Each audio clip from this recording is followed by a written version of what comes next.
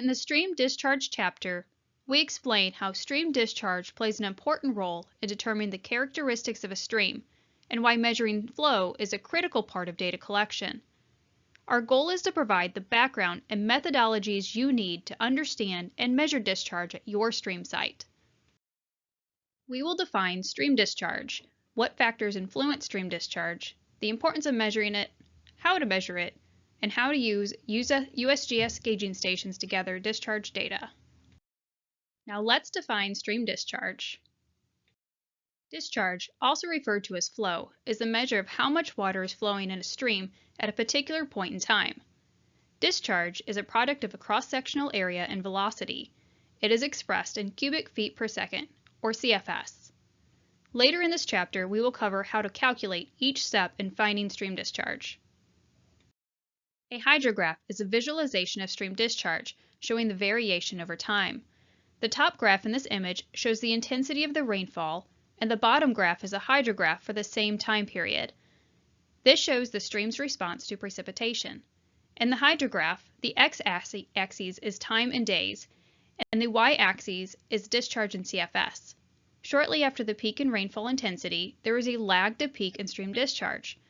After this peak, stream flow tapers off until it reaches base flow. This is represented by the recession limb. Discharge changes naturally with the seasons throughout the year.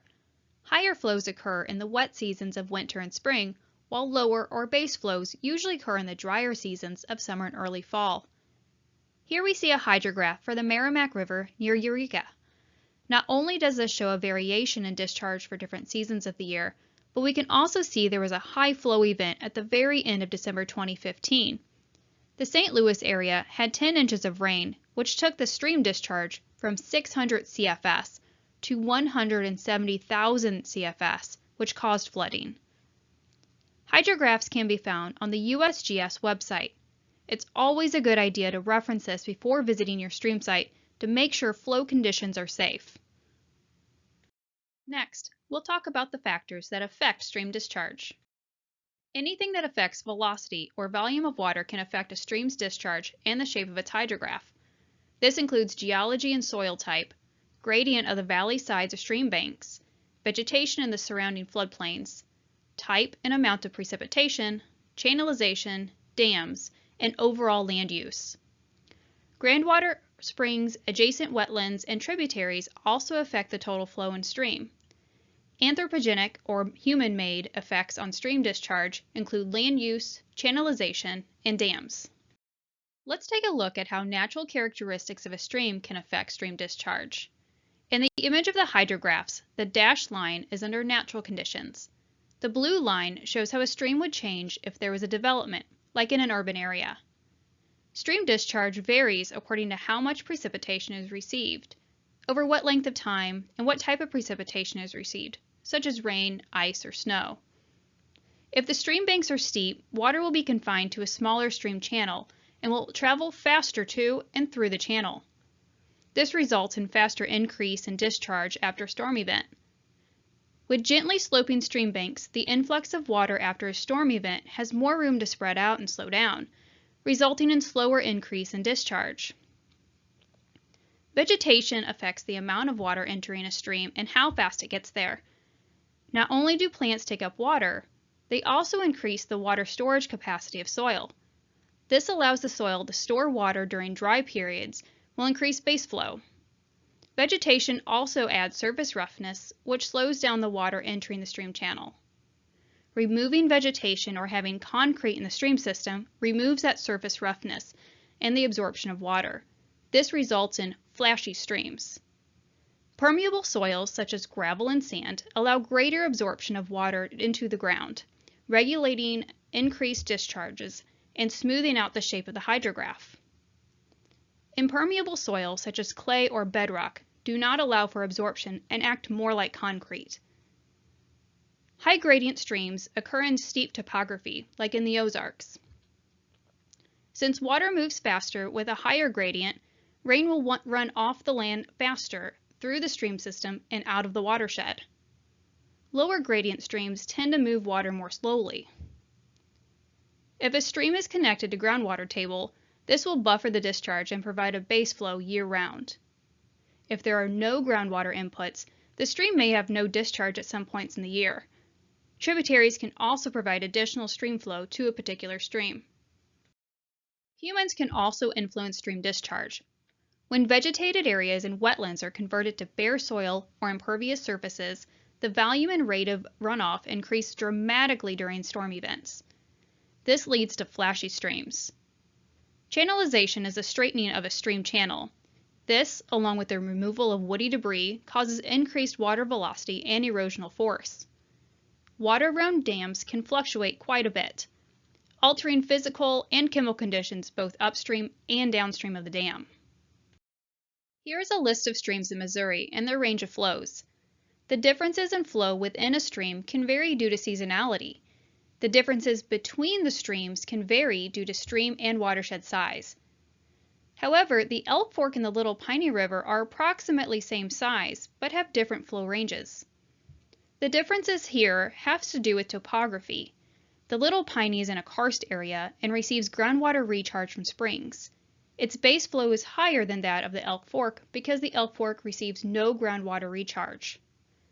The maximum discharge is lower in the Little Piney because it is heavily forested watershed, which reduces overland flow and increases infiltration into the soil, so less water ends up in the stream channel.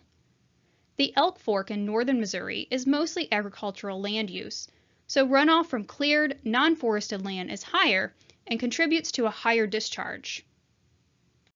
Let's talk about why we are interested in measuring stream discharge. Why is it important to the stream ecosystem?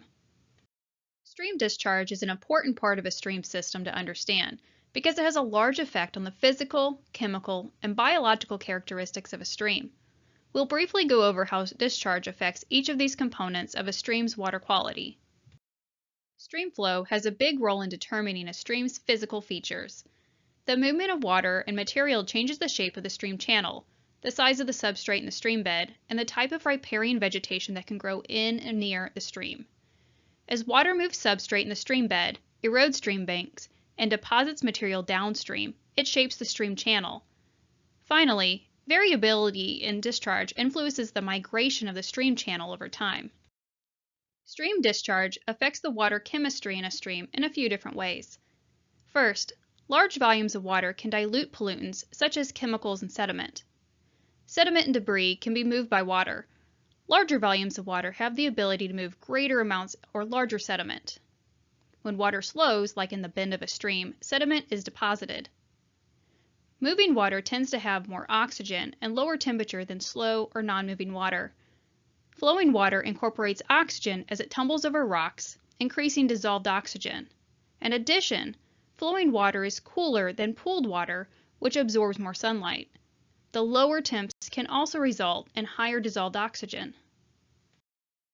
Stream discharge also has effects on stream biology. Since flow affects the chemical and physical nature of streams, it also determines what can live there. Fish like salmonids and pollution-sensitive macroinvertebrates require high concentrations of dissolved oxygen, low water temperatures, and gravel substrate for egg laying. Flowing water is essential for these communities. Fish such as carp and catfish and pollution-tolerant macroinvertebrates can survive in warmer water and softer substrates. Specific flow volumes and velocities contribute to a group of cues that combine to trigger egg laying in many aquatic animals, such as spawning in fish. Flow can be just as much of a spawning cue as day length and temperature. Stream discharge also determines the type of habitat available for aquatic plants and animals. Streams with a variety of velocities can support a more diverse aquatic community. Stream discharge plays a big role in determining the shape of a stream and the aquatic community. It also affects the water chemistry and pollutant loading. This one parameter allows us to interpret the other water quality data submitted at a stream. It could explain why we are getting certain values for other data. For example, if stream discharge is low for the stream, it could explain why so few invertebrates were found in biological sampling when normally the quantities are much higher. Stream discharge should be collected during each monitoring trip.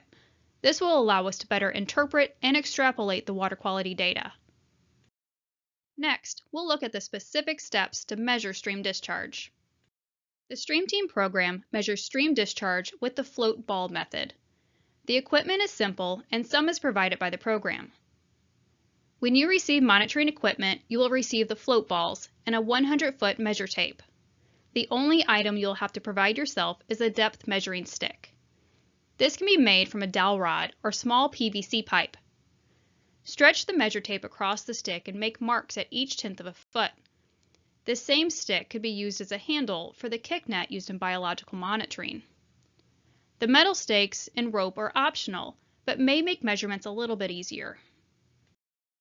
The first step in measuring discharge is selecting an appropriate location. The ideal location is straight, free of obstacles like gravel bars and large rocks or trees, and has noticeable flow. If you cannot find such a location in your 300-foot stream stretch, this is the only parameter that we allow monitors to venture outside their designated stream stretch to find a good spot to measure discharge, as long as there are no inputs or outputs, such as tributaries, between the site location and the discharge measurement location. Here is an example of stream discharge datasheet. These can be found and printed at the mostreamteam.org website. The header information was covered in the site selection chapter. Be sure to have this section filled out in its entirety for all datasheets collected. For this datasheet, there are detailed instructions for each step. We will work through these together over the next slides. The first section for data in this datasheet is a place to indicate if the stream flow is too high or too low to measure. If the flow is swift or if the depth is above your knees, please indicate stream flow is too high to measure. If there is not observable flow to the stream, or if it's too shallow, you can indicate stream flow is too low. If your stream site is within 1/2 mile of a USGS gauging station with no inputs or outputs, you can simply report the discharge data from that station. If you select that stream is too high or too low, or if you report the USGS flow data, your datasheet is now complete and you will not need to fill out any other fields on this form. Stream discharge can be measured in 4 basic steps. Let's break these down. The first step is to determine stream width. Stream width should be measured from flowing edge to flowing edge. If there is dead water at the edge of your stream, begin your measurements where the water is moving. Stretch the program-provided measure tape from one side of the stream to the other. It may help to anchor the measure tape with a stake or have friends to help hold it taut. Record the width measurements in 1/10 of a foot. Do not report in inches. As a reminder, do not measure stream width across a gravel bar.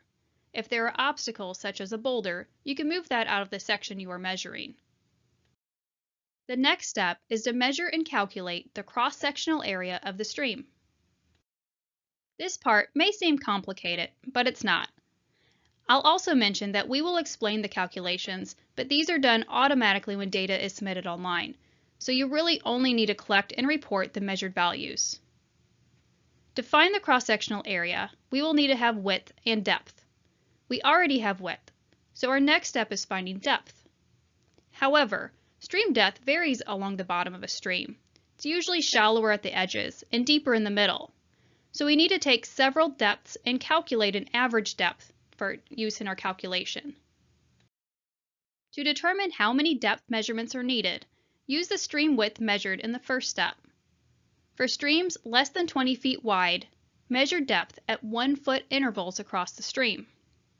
For streams greater than 20 feet wide, measure the depth every 2 feet. For streams greater than 60 feet wide, measure every 3 feet. It's very important to get the correct number of stream depths. If too few are collected, data will not be accepted. When measuring the depth, always stand downstream of the measure tape so your legs don't impede stream flow. Since our example has a 12-foot stream width, we will measure at 1-foot increments for a total of 12 depth measurements. With the measure tape still anchored at the stream banks, measure the stream depth at 1-foot increments across the transect beginning at the flowing edge. Do not measure on top of large rocks or other objects. Be sure to measure the stream bottom. Record this information in the columns on the front of your data sheet. After all depths are recorded, these will be added to record the sum. In this example, the sum of depths is 7.7 feet. We will divide this by 12 to get our average depth, which is 0.64 feet. There are fields on the datasheet to record each of these values. Next, we can calculate the cross-sectional area. To do this, we multiply the stream width of 12 feet by the average depth of 0.64 feet. The cross-sectional area in our example is 7.7 square feet. Again, here is the datasheet showing the fields to record your values. The steps are explained in case you forgot what to do next. The third step in calculating stream discharge is determine surface velocity. For this step, it's easiest to have at least 2 or 3 people. We calculate surface velocity by timing how long it takes a mutually buoyant object, or float ball, to float a short distance. The measure tape that was spread across the stream to measure stream width will be the middle of your float distance. A 10-foot float distance is standard, but you can lengthen or shorten as needed for the stream flow.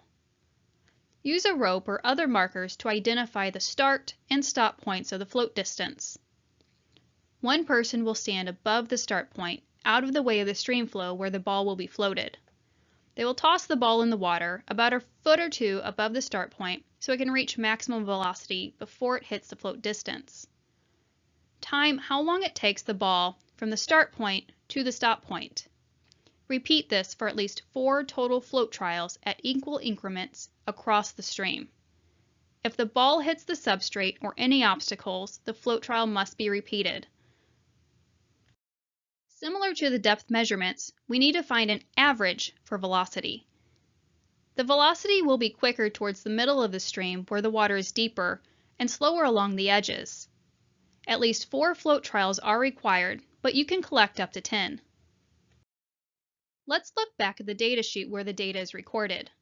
For this example, our average float time was 17.8 seconds.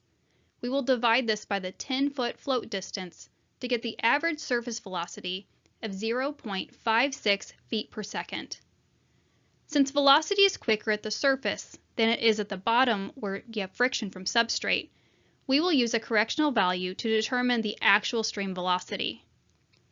The correctional value considers the substrate material. Loose rocks or gravel is considered rough substrate, which is the correction value of 0.8. Most streams fall under this category. Mud, sand, bedrock, or concrete is considered smooth substrate, which is a correction value of 0.9. Select the correction value appropriate for your stream site. For our example, we use 0.8 correction value to get the corrected average stream velocity of 0.45 feet per second. The last step is multiplying the cross-sectional area and the surface velocity to get stream discharge. This is the final calculation shown on the datasheet. Find your cross-sectional area from the top portion of the datasheet and multiply that by the corrected average stream velocity from the lower portion of the datasheet. The answer is recorded in cubic feet per second. For our example, a 7.7 foot wide stream with a surface velocity of 0.45. The stream discharge is 3.47 cubic feet per second. Congrats! You just calculated your first stream discharge. There are a few common errors we see with stream discharge. All width and depth measurements must be in tenths of a foot, not in inches.